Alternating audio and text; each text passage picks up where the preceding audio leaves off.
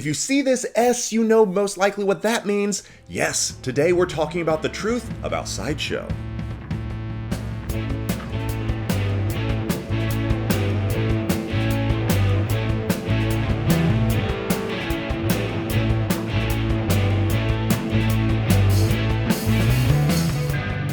Well, what's up everyone and welcome back to the channel. Fresh off of Star Wars Celebration 2022. Now, if you were there and you got a chance to say hello to me, I just want to say thank you to reaching out. I enjoy this community so much, and it was super awesome to be able to see some of you, take some pictures, shake some hands, and just have a good old time around something that all of us love, that being Star Wars. Now, if you're a part of this community and you've already subscribed and you're in this game with me, then that's awesome. But if you've not done so, please do me a favor and give me a presumptive like on this video.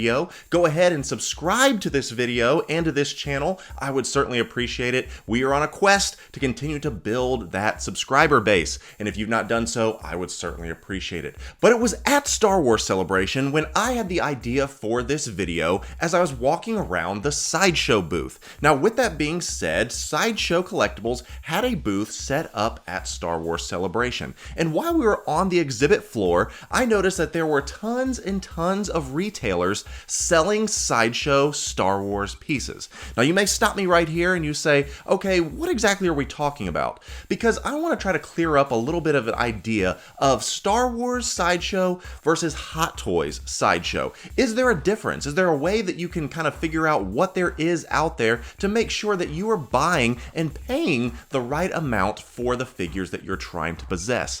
As I said, Sideshow Collectibles had their own booth and their big giant display on the convention floor at Star Wars Celebration. There they had a bunch of different life-size busts, they've had all kinds of different quarter-scale statues, quarter-scale figures, and yes, of course, Sideshow pieces of 6-scale figures, as well as Hot Toy figures of 6-scale pieces. Now, you may have already gotten lost in this whole idea of 6-scale collecting, Sideshow versus Hot Toys. Is there a difference? Aren't they all the same thing? I noticed naturally I held up this Anakin Skywalker box that had the Sideshow label on it, but it's a Hot Toy. So what exactly is the deal and what is the truth about Sideshow Collectibles? I thought it would be important and a great video for us to kind of get into today in talking about the history of Sideshow and exactly where they kind of fit in this 6-scale collectible game. It's important to know that Sideshow Collectibles started out all the way back in 1994. Yes, we're doing a little bit of a history lesson because I do love history, and it is important to know where we came from in regards to that as collectors. But yes, 1994 is when they got their start as a prototype company for toys. Over the years, as Sideshow continued to grow and build their reputation, they then begin to get licenses to do specific figures and specific toy runs. And what do you know? In 2006, Sideshow Collectibles put out their first 1/6 scale Star Wars collectible. And what do you know? It was Return of the Jedi, Jedi Knight, Luke Skywalker. And believe it or not, guess what this bad boy retailed at? $49.99. Oh, it's incredible to think about the prices that those things used to run for back in the day. Today, with new pre-orders we have coming out, they're approaching the $300-$400 mark. Oh, to be able to go back to simpler times. But regardless of that, the first Sideshow piece for Star Wars came out in 2006, and that was $49.99. Now, with that being said, multiple types of figures and multiple lines from Sideshow started to come out. If you've ever been to different types of exclusive conventions or seen different types of things on eBay from Sideshow, you will notice they have specific lines such as Military of Star Wars, Orders of the Jedi, Legacy of the Sith, things like that. They had multiple types of figures that fell under the Star Wars umbrella, but they were able to build out different types of lines. Now, with most collectibles, especially from Sideshow, there were actual exclusive numbers attributed to these, so we know exactly how many were made in certain runs. Somewhere around the neighborhood of 1,200, 1,500, but then as different things started to come into play, the line got more popular, then those exclusive lines and those type of production runs started to increase naturally.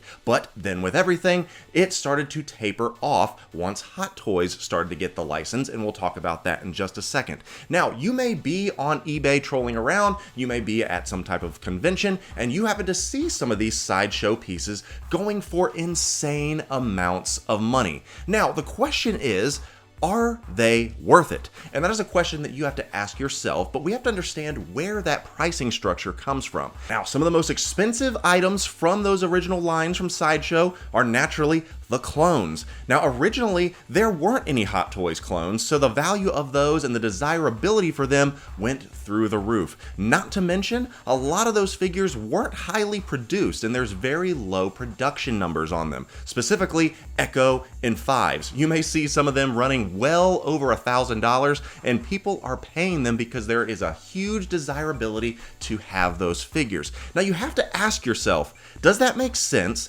and is that figure worth it? Well, only you can answer that if you're willing to pay $1,500 for a ARC Trooper or Fives or Echo or something along those lines. But I will say this, keep in mind that these figures are almost 20 years old. So the technologies that we have today are far superior to our figures than what they had available to them then. Now, yes, some of these figures do hold up remarkably well, and some would even argue better in some aspects than some of the Hot Toys figures. But yes, that is a huge number to try to rationalize when paying, especially when they debuted for $150 way back in the day.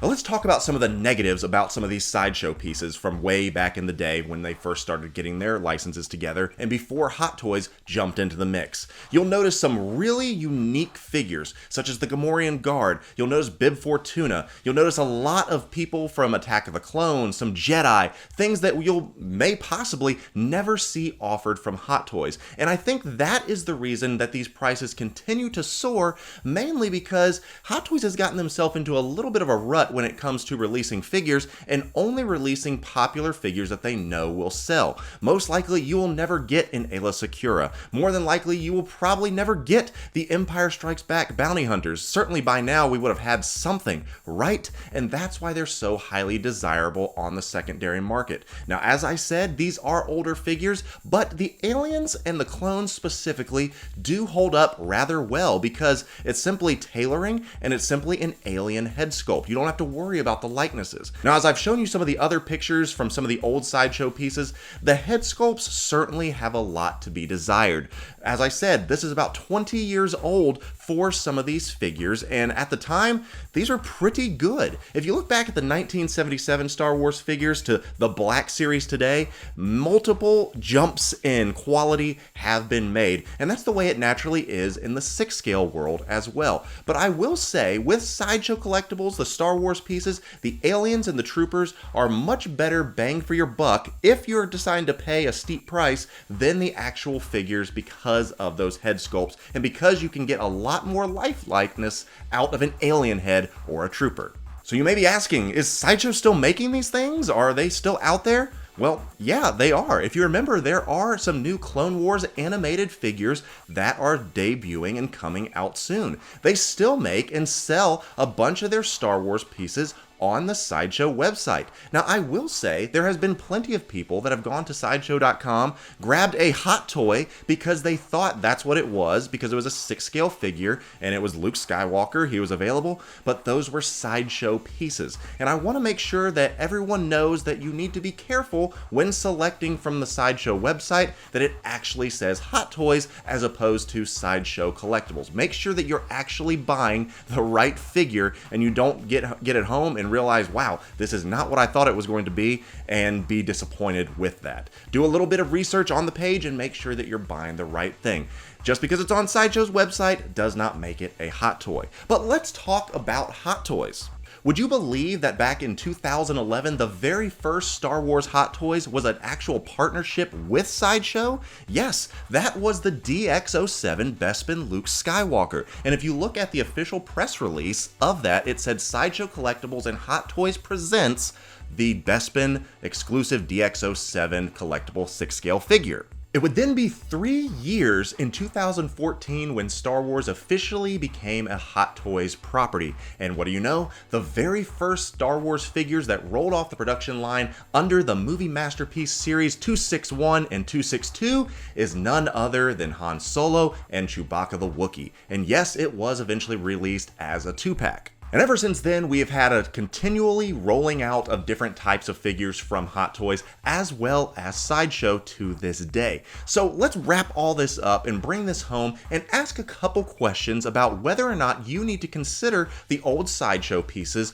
or not. As I said, Hot Toys officially has the license, so when it comes down to the quality and the production of these 6-scale figures, Hot Toys will undeniably be the best bang for your buck. You'll be getting a figure that has an incredible likeness, incredible paint sculptures, as well as a great body tailoring. You know the Hot Toys reputation. But what about the figures that you can't get? We do have Cody, we do have Rex, and we have a few other clones that have just recently been announced, but what about Fives? What about Echo? What about all the old figures that may never come to see the light of day? What do you do? Well, that is a question you have to ask yourself about whether or not it is worth your investment. Do you really want to pay $1,500 to get a figure that potentially could be re-released at some point with some better technology? Who knows? That's something you have to decide. Also, going back to some of the Sideshow pieces, originally there was all kinds of variants that were baked into it. One of the things that made me laugh is that while we were in Star Wars Celebration, guys had their booth set up with some of these exclusive versions, and they were asking incredible money for them. And of course, they had their life story about how rare this one is and the story about why they had it. That is for you to decide on whether or not something is truly exclusive or not. Yes, I'm looking at you, Han in the Hoth gear with whether it's the brown coat or the blue coat. You let me know down in the comments whether you think it was blue or brown. But regardless of that, you do have to weigh whether or not you will be getting certain figures. Yes, we got IG-11, which was cool, you know, from The Mandalorian, but we may never get the Empire Strikes Back bounty hunters. So if you run across a Bossk or a Forlom or a Zuckuss or a Dengar, do you find a good deal and maybe bring it home? At the very minimum, you're going to be having your figures, if it was announced by Hot Toys today, out 2 years or so until it's in your actual collection. So you need to weigh that decision. As I've said, it comes down to what you can afford, what you think makes sense, and whether or not this is something that you want to pursue. There is no right or wrong way about it. I just wanted to let you know what was out there. That way you don't get confused when you're on the sales floor, especially during these conventions as those start to ramp back up, and you happen to see an exclusive rare Sideshow piece thinking, wow, is this a rare Hot Toys that I just don't know about and they're asking $800 for it? Or does it have a little bit more of a backstory? Let me know down in the comments below if you own any Sideshow pieces, and let me know what some of your favorite pieces are. I'm excited that in the next couple weeks we're going to be having some fun things coming to the channel, so make sure, as I said before, if you're not subscribed and if you've not went ahead and turned on your notifications, please do so that you know when new content drops. I'm excited for what's coming up in the future. Be checking us out on different types of live stream. If you've not checked me out on Instagram, we do have some things on there. And yes, I have decided I'm going to be getting into the Reels game because apparently no one does photos on Instagram anymore and Reels is the new hotness. So I'm trying to figure out how to do that. So support me on Instagram, support us right here, and I will be seeing you in our next video.